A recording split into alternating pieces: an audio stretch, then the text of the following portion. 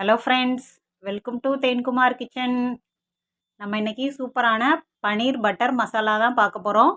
நல்லா ரிச்சாக பட்டர்லாம் போட்டு சூப்பரான டேஸ்ட்டில் கிரேவி செமையாகவே இருக்கும். வாங்க எப்படி செய்கிறதுங்கிறத பார்க்கலாம். ஒரு கடாயில் 1 டேபிள் ஸ்பூன் அளவு பட்டர் சேர்த்துக்கோங்க. அதோட கொஞ்சம் எண்ணெயும் சேர்த்துக்கிறேன். ரீஃபைண்ட் ஆயில் 1 டேபிள் ஸ்பூன் அளவு சேர்த்துக்கிறேன். சேர்த்துட்டு ஹோல் கரம் மசாலாவை போட்டுடலாம். நல்லா அந்த பட்டர்லேயே அது பொரிஞ்சு வரணும். இந்த பன்னீர் பட்டர் மசாலா நல்லா ஹோட்டல் ஸ்டைலில் நம்மளுக்கு சூப்பராக வீட்டிலையே சூப்பராகவே செஞ்சிடலாம். இதில் கட் பண்ணி வச்ச வெங்காயம், பெரிய வெங்காயம் ஒரு 2 சேர்த்துக்கிறேன். இதை நல்லா வதக்கி விட்டுட்டு நம்ம அரைக்க போகிறோம். அதனால் பெரிய சைஸாக தான் கட் பண்ணி போட்டிருக்கேன். இதோட இஞ்சி பூண்டு ஒரு 4 பல் சேர்த்துக்கிறேன். அதையும் சேர்த்துட்டு நல்லா வதக்கி விட போகிறோம். வெங்காயமும் இஞ்சி பூண்டும் அந்த பட்டர்லேயே நல்லா வதங்கி வரணும். நல்லா வதக்கும் போதே நல்ல ஒரு வாசனை வருது நம்மளுக்கு. நல்ல ஓரளவு வெங்காயத்தை நல்லா வதக்கி விட்டுக்கோங்க.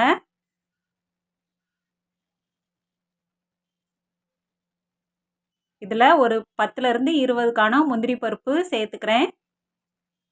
கிரேவி டெக்ஸ்சருக்காக முந்திரி பருப்பு நம்ம கண்டிப்பாக சேர்த்துக்கணும். நல்லா லோ ஃப்ளேமில் வச்சுட்டு நல்லா வதக்கி விட்டுக்கோங்க. இப்போது இதில் ஒரு 2 தக்காளி அளவு சேர்த்துருக்கேன் நான். நல்லா பொடியை கட் பண்ணி சேர்த்துக்கோங்க. அதோட 1 ஸ்பூன் மஞ்சள் தூள் சேர்த்துக்கிறேன்.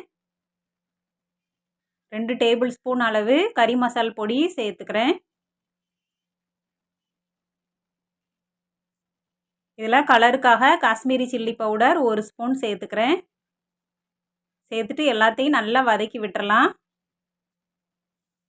இந்த மசாலாலாம் பச்சை வாசனை போகிற வரை நல்லா ஓரளவு லோ ஃப்ளேம்லேயே வச்சுட்டு வதக்கி விட்டுக்கோங்க.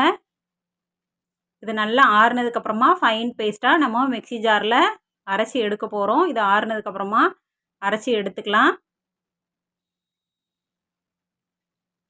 அதே கடாயிலே நான் ஃபைன் பேஸ்ட்டாக அரைச்சிட்டு வந்துட்டேன். அதில் சேர்த்துடலாம்.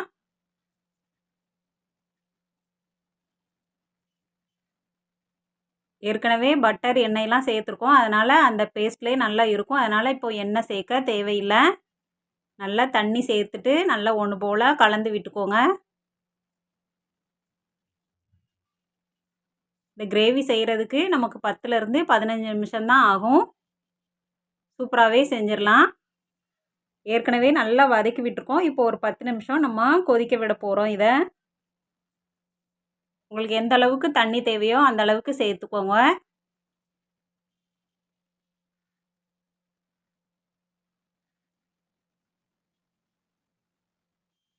நான் இன்னும் கொஞ்சம் தண்ணி சேர்த்துக்கிறேன். சேர்த்துட்டு நல்லா கலந்து விட்டுருங்க.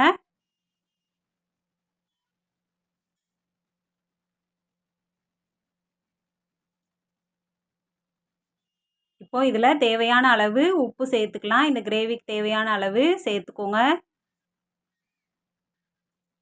இதை நல்லா லோ ஃப்ளேம்லேயே வச்சுட்டு ஒரு 10 நிமிஷம் நல்லா கொதிக்க வைக்க போகிறோம். நம்ம நல்லா கொதித்து வந்ததுக்கப்புறமா நம்ம பன்னீர் சேர்த்துக்கலாம். நல்லா ஓரளவு நல்லா கொதித்து வந்துருச்சு. இப்போவே நல்ல ஒரு வாசனை வருது.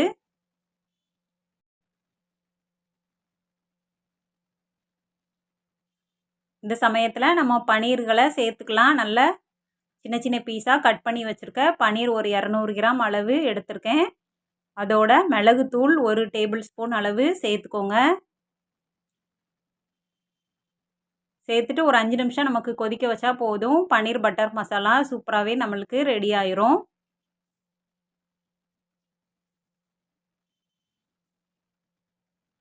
பன்னீர் சேர்த்ததுக்கப்புறமா கிரேவி இன்னும் கொஞ்சம் திக்காக வரும் நம்மளுக்கு. இது சப்பாத்தி, இடியாப்பம், பூரி அதுக்கெல்லாம் ரொம்பவே சூப்பராக இருக்கும். இதே மெத்தடில் நீங்களும் ட்ரை பண்ணி பாருங்கள். சிம்பிளாக எளிமையான முறையில் சூப்பராக நம்ம வீட்டிலையே பன்னீர் பட்டர் மசாலா செஞ்சிடலாம்.